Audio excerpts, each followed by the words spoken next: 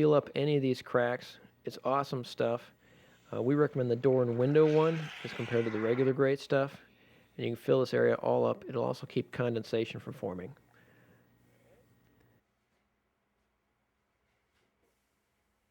We finished the install. Unlock it. Check both doors. Make sure they swing both directions.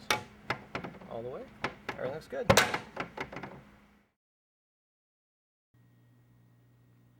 For block installation, you need a different set of tools. You need a masonry saw, a rotary hammer, which is like a small jackhammer, some small chisels, little sledgehammer, some levels, and a drywall saw, plus miscellaneous hand tools.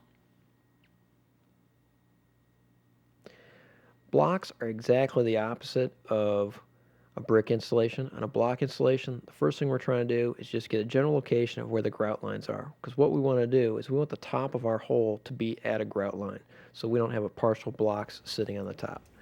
So we've cut a hole here in the middle to find where those grout lines are. We're doing all this from the inside of the house. Once we've found out where we want to go, we're going to mark off our area. For this installation, we're going to be doing a large pet door, which is 14.5 inches wide. Once we've got our area marked off, we're going to drill off the corners, so we're marking the outside of the house where the stucco is, because you can't see the blocks from the outside. We're going to cut all the way through the stucco and the block to prevent spider cracking, and we're going to take this saw and go from corner to corner.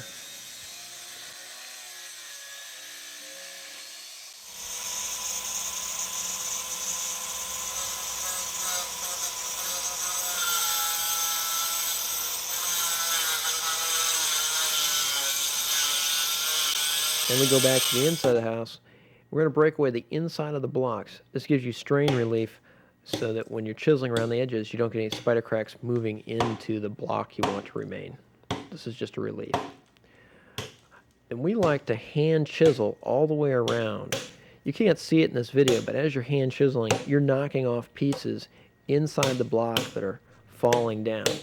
And this is just so we have our chisel line, we stay along without disturbing the block that we want to keep. Then we'll move to the power rotary hammer, which is like a little mini jackhammer. We're going to cut like butter all the way through this. Again, you're not seeing this in video, but this rotary hammer is going all the way through the face of that block. You just have to work all the way around the hole. We're containing all the mess inside the house. We're not throwing dust everywhere. Right here you can see where you're going through and the block's just falling apart and leaving the block we want to stay.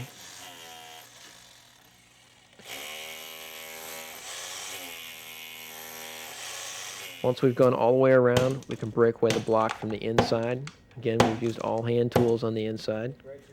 And then we can just pick up all the pieces and put them in a bucket, and the mess is contained within about 12 inches on the inside of the customer's kitchen or home or wherever you're at.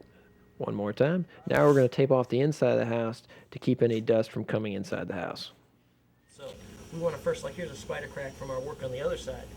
We want to keep all spider cracks from going on the outside, so we're going to break hooks and stuff in the middle here. There's more than one way to do this. Some people do break from the inside and go outside. I prefer to go from the outside to the in. Once you have your hole cut though, you've got this area. The pet door frame is going to trim this all out, and then the installation is very similar to your installation through a studded wall. See how nicely our frame covers up all your rough edges. And from there you just proceed as a normal installation. For brick installation, you need a different set of tools. You need the 14-inch saw, rotary hammer, hand chisels, various levels, and a small sledgehammer. When we're working on this, this is the opposite of the block. We again want to hit a grout line, but we can't see grout lines from the inside of the house.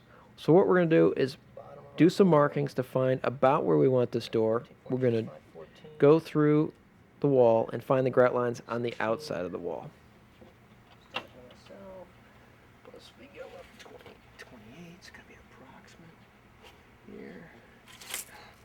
Here. So now what we're going to do is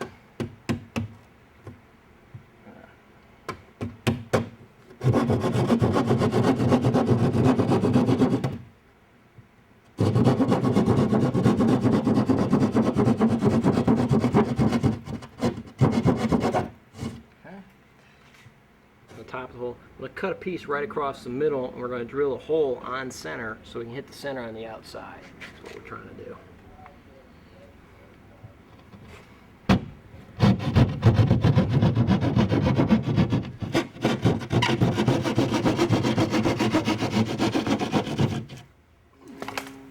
I like to draw a level line. It just always seems to make things work better to have little guidelines.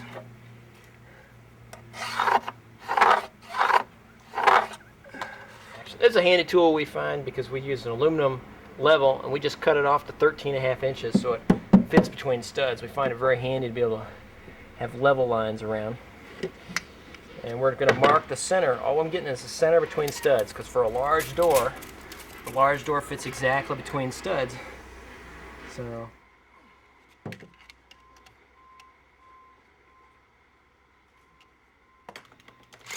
now we're going to go right through the center. And notice how it pops out when we get that chip. That's why we like to, another reason we like going center when we're going through brick. What I'm trying to do here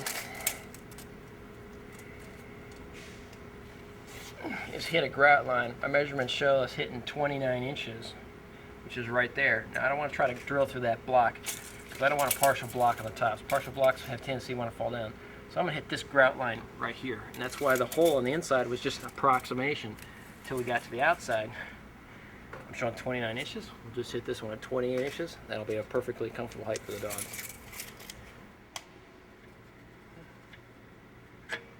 Then want to mark off your hole on the outside. Make sure you get everything plumb, everything level.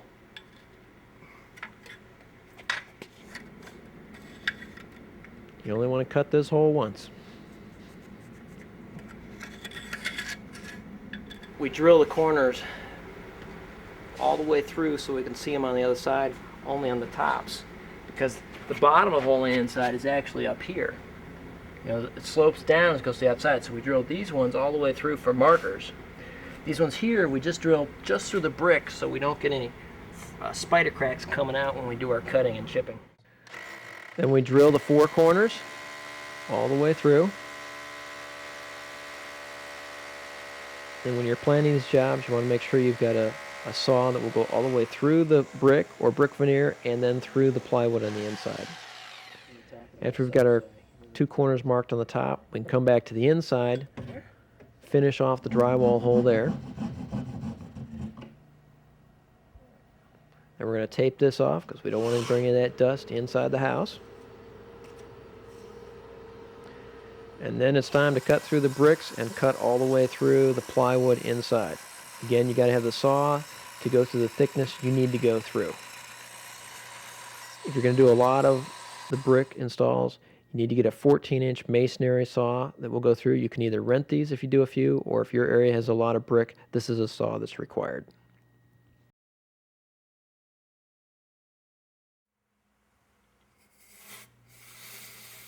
If you live in the north or Canada, use great stuff to fill all these areas inside here. The door and window works great. You can totally fill this area. We're not showing it in this video clip, just showing you how this stuff works. This is very sticky stuff, but it works great and will stop condensation on the tunnel.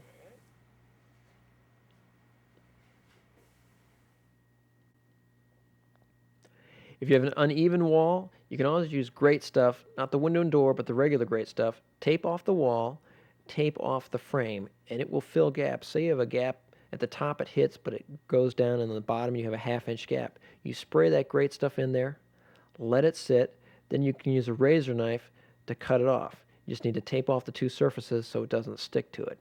And after you've done this taping here, now there's no unevenness on this example, but you would spray it right in there and it'll fill any of those gaps.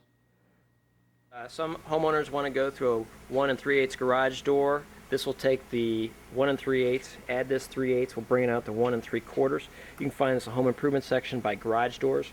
And what we do is we actually just cut off that fin. And now we have a nice piece. It's paintable. It's white if the door is white. Bugs won't eat it. And you have a nice finished look on your garage doors with the pet door installed on top of that. If you live in an area that has a lot of brick veneer, you need the 14-inch diamond blade saws with the gas power because it has to go all the way through those 4 or 6-inch bricks and through the plywood that's on the back side of that. this is a tool you need. Makes the job easy. Just depends on the area you live in the country. Showing up on time and having a shop vac with you are the two most important things.